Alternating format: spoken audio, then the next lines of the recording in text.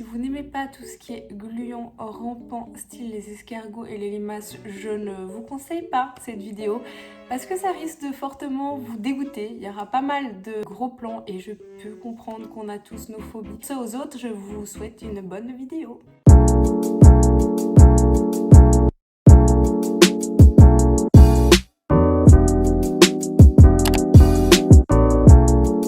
Salut les gens! Avant toute chose, je vous conseille une petite boisson fraîche ou une boisson chaude ou un verre de vin comme tu veux. Mais installe-toi confortablement parce que cette vidéo risque d'être un petit peu longue. J'ai envie d'être vraiment très précise, donner pas mal d'infos et de conseils. Alors voilà, rentrons dans le vif du sujet. Je vous présente mes deux colocataires baveux, Mochi et Titan.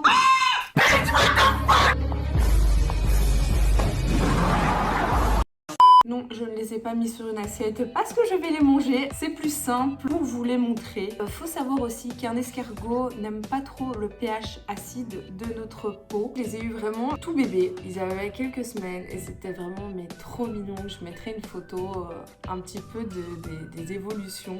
Je les ai eus, ils faisaient même pas 1 cm. Il y avait même une vidéo où Mochi, je crois, était en train de manger un maïs. Il avait quasiment la même taille. Et après, je vous avoue que ça grandit super vite et c'est assez cool de voir leur évolution. Je trouve que c'est assez intéressant aussi que ce soit pour les enfants. D'ailleurs, les enfants adorent les escargots en règle générale. Assez simple d'entretien. Enfin voilà quoi, ça fait pas de bruit, c'est pas cher niveau budget quoi. Vous leur donnez un morceau de vos fruits, de vos légumes. Si vous avez envie de vous lancer dans un petit élevage un peu sympa, un peu original ou avec votre enfant, je trouve que ça peut être assez intéressant. Est-ce que ce n'est pas joli? Maman est petite. Et encore là, il n'est pas tout à fait sorti. Un petit peu l'or timide. Et voilà, si vous êtes en train de manger, je vous souhaite un très bon appétit. Ce malaise était offert par moi-même. Deuxième malaise, on peut imaginer que ce sont des petits vagins. Non, vous ne trouvez pas? Et ça fait le même bruit quasi. Voilà. Ah! À son point, hein, mine de rien, je ne les ai jamais pesés. Enfin si, quand ils étaient tout petits, mais plus j'ai arrêté. Je devrais peut-être, ça pourrait être assez drôle. Nous avons gris, Titan, et nous avons le blanc, Mochi, qui j'avoue est mon petit préféré. Oui, voilà. Je fais des préférences, je suis comme ça, je suis une mère indienne. Ce sont des escargots dits géants d'Afrique, dits Fulica lissacatina. Il existe plusieurs races, plusieurs sous-races, on va dire. Ce que moi, je ne savais pas à l'époque. Exactement, ouais. T'es bien renseigné, toi. J'ai réussi à diagnostiquer ces petites bêtes-là grâce à un groupe sur Facebook qui s'appelle Escargot Géant. Je crois, j'en sais rien, je mettrai le lien ici si ça intéresse quelqu'un. Il est en train de sortir tout doucement. Alors ce que vous voyez ici, c'est un petit caca. Voilà, c'est des gros escargots qui font des gros caca. Ah! Bonsoir. Je mangerai ton âme dans ton sommeil et je pondrai mes œufs dans tes entrailles. Ici, c'est sa petite... Dégage, connasse. Arrête de me tripoter. Je lui fais peur. Les deux petites antennes qu'on a ici, ce sont des antennes sensorielles, style un petit peu comme nous, notre nez en fait, pour sentir. Et ce qu'on voit au-dessus, les grosses antennes, j'ai du mal à voir, ce sont ses yeux, qui pour la petite anecdote, si vous les coupez, repoussent. Mais je ne vous conseille pas de faire ça car c'est de la maltraitance animalière. La question qui me revient le plus souvent quand je dis que j'ai des escargots géants, ouais, d'abord il y a une question, c'est pour les manger? Je dis non.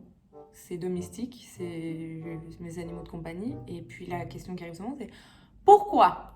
Et j'ai envie de vous dire pourquoi pas? Pourquoi un poisson? Pourquoi un serpent? Pourquoi un chien? Pourquoi un chat?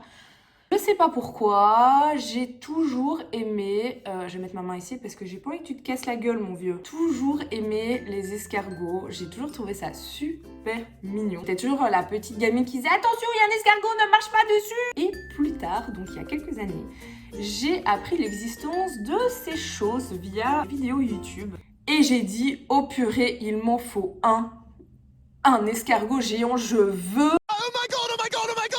Je vous avoue que ça a été très compliqué à les trouver en fait, parce que bon, ce n'est pas dans toutes les animaleries du coin, c'est pas chez Tomeko que vous arrivez, bonjour, j'aimerais un escargot de compagnie. J'ai dû pas mal fouiller le net, fouiller les annonces.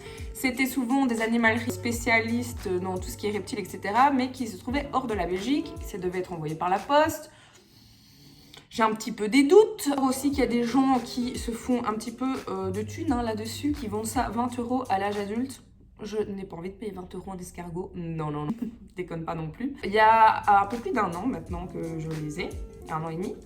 Je les ai trouvés via une annonce où une fille vend des bébés pour 50 centimes. Et si vous cherchez des escargots, je vous conseille vivement les groupes sur Facebook. C'est comme ça que vous allez trouver, parce que les gens régulièrement quand ils ont des pontes, voilà, mon escargot a fait des pontes, qui veut des œufs, alors en général c'est gratuit. À savoir que des escargots comme ça se reproduit plein de fois. Ils pondent jusqu'à 200 œufs en même temps, donc bon, on peut le vendre 50 centimes, 20 €, non, il n'y a rien qui... Enfin, je veux dire, c'est pas un truc rare de ouf, hein, déconne pas. Ils sont trop mignons, ils essayent toujours de se retrouver, ils sont amoureux, c'est trop mignon, regardez-moi ça. That's my baby, like I just knew from the get-go, I was like, that's my baby. Dire les choses un petit peu comme elles viennent, alors à savoir, les escargots sont hermaphrodites, c'est-à-dire qu'ils ont les deux sexes. Du coup, si vous avez un minimum de 2 escargots, ils se reproduiront d'office. Je vous les montrer un petit peu plus près. Voilà, vous voyez cette petite bouche. En fait, l'intérieur d'une bouche d'escargot, c'est un peu comme si c'était plein de petites dents. Oh my god! Quand ils ont mangé, ça fait des petits trous dans la nourriture, c'est assez marrant. Assez impressionnant, n'est-ce pas? Il faut savoir ici que les miens, donc les Lysacatuna, ne vont pas grandir plus. Là, je pense qu'ils ont atteint leur max niveau taille. Ils vivent à peu près 2-3 ans. Hein. Ce n'est pas les plus gros escargots qui existent. À savoir qu'il y en a qui sont beaucoup plus gros et qui peuvent même aller jusqu'à kilo, quelque chose comme ça, qui peuvent devenir vraiment beaucoup plus gros et qui peuvent vivre jusqu'à 10 ans. Alors ça, je pense que c'est les marginata ou les ovum. Je trouve que c'est assez simple, franchement, à mettre dans les mains d'un débutant qui, comme moi, ne toucherait en fait à tout ce qui est terrarium, etc. Je n'ai pas vraiment d'expérience en fait. Je vais vous laisser avec le reste de la vidéo, qui est un grand plan sur leur maison et leurs conditions de vie. J'espère que cette vidéo vous aura plu. Moi, je vous dis à la prochaine fois. Prenez soin de vous. Ciao. Alors voilà, changement de plan. On se retrouve dans ma cuisine avec la maison de Mochi et Titan qui sont en train de se faire des bisous. C'est vraiment trop mignon. D'habitude, ils sont pas, leur petite maison n'est pas dans ma cuisine. Je l'ai mis là pour pouvoir mieux vous montrer, que vous puissiez mieux voir. Voilà, je fais une petite mise en scène, ou sinon ils sont dans le salon avec nous. Alors comme vous pouvez le remarquer, pour leur terrarium, moi j'ai opté pour une petite serre de chez Ikea, qui est normalement une petite serre pour les plantes, mais qui je trouvais avait toutes les caractéristiques parfaites pour une maison à escargot, c'est-à-dire qu'il y a des aérations, que ce soit par là, par ici, voilà, c'est bien aéré, c'est facile d'ouverture. Après, les escargots ne savent pas ouvrir, hein, clairement. Ils savent juste ramper, donc vous optez pour ça. N'oubliez jamais de fermer ici. Ce qui est super intéressant, je trouve, avec cette petite maison, c'est que déjà, comme elle est toute transparente de partout, c'est que si ils viennent à escalader sur les côtés, sur le dessus, ce qui arrive très souvent, c'est que vous pouvez les observer de tous les côtés et je trouve ça assez drôle en fait. D'ailleurs, je sais pas, peut-être que Mochi là va commencer à monter. Mochi, qu'est-ce que je raconte? Titan. J'aime beaucoup être en hauteur, je sais pas si c'est parce que c'est la chaleur qui monte ou quoi. Je trouve souvent collé au plafond ou collé sur les côtés. Alors, je connais pas les dimensions exactes, je pense qu'on est sur un 30-40. Combien de largeur? Peut-être 20-30, je sais pas. Il y en a qui vont dire que ça pourrait être plus grand.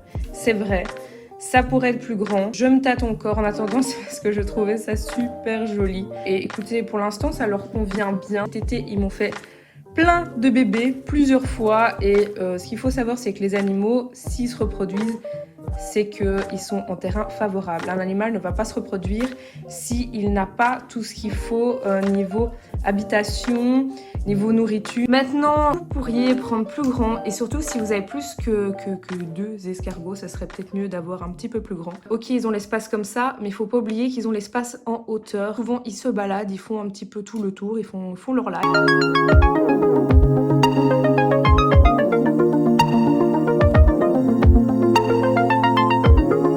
Niveau déco, c'est assez simple et je vous conseille de faire assez simple. Alors, faut pas oublier que les escargots grimpent, bavent et comme ils sont gros, détruisent un petit peu tout sans le vouloir. Donc si vous commencez à faire ce que j'avais fait au début, des petites incorporations, des petits trucs mignons, sachez que tout va être détruit, qu'ils vont tout péter sur leur passage, donc ça sert à rien. Ce que je vous conseille, c'est des grosses branches, hein, voilà, des choses qui rappellent un petit peu la nature. Moi, c'est très simple, c'est que je vais dans la rue ou je vais dans un parc et je ramasse du bois. Alors même si celui-là a l'air assez fin, et même moi je me disais c'est trop fin, ils montent dessus, il n'y a pas de souci, ils vont dessus, ça se pète pas la gueule parce que c'est coincé en fait, voilà. Faut bien s'assurer qu'ils ne savent pas tomber, très important parce qu'ils risquent de casser leur coquille. Rien mettre de très dur ou de tranchant dans leur petit terrarium parce que voilà, comme je vous dis, s'ils tombent, ils risquent de péter leur coquille dessus et il faut savoir que tous leurs organes sont dans leur coquille, donc c'est très important de faire très attention à ça. Et je les change assez régulièrement parce que comme il faut beaucoup d'hygrométrie, que c'est très souvent humide, ça a tendance à moisir. Donc voilà, j'ai un petit stock et je les renouvelle dès que je vois que le truc devient un peu vert, devient un peu dégueu, ou si ils l'ont pété en se mettant dessus. Alors voilà, maintenant au niveau des conditions, vous voyez ici et ici, en fait sont des capteurs. Normalement on peut les coller, mais vu que ça c'est pas du verre en fait, c'est du plexi, ça ne colle pas. Voilà, c'est relié à ce petit système qui me dit en fait la température ici et l'hygrométrie, donc l'humidité. Les escargots sont des baveux, comme j'aime bien l'appeler, et du coup aiment bien être humides, être mouillés. Donc, faut s'assurer que la terre soit toujours humide. Vous voyez, moi je suis à 99, 99 c'est parfait. La terre toujours bien humide, toujours un petit bol d'eau. Alors, c'est pour boire et aussi ils aiment bien se foutre dedans. Moi clairement ils aiment bien se prendre des bains. Je crois que je dois changer la coupelle tous les jours parce qu'ils se foutent dedans. Et puis ils en mettent partout. Régulièrement je spray avec ça. En hiver il y a le chauffage, donc voilà, pas beaucoup d'humidité. En été il fait chaud. Enfin voilà, c'est important de vraiment tenir ça à l'œil.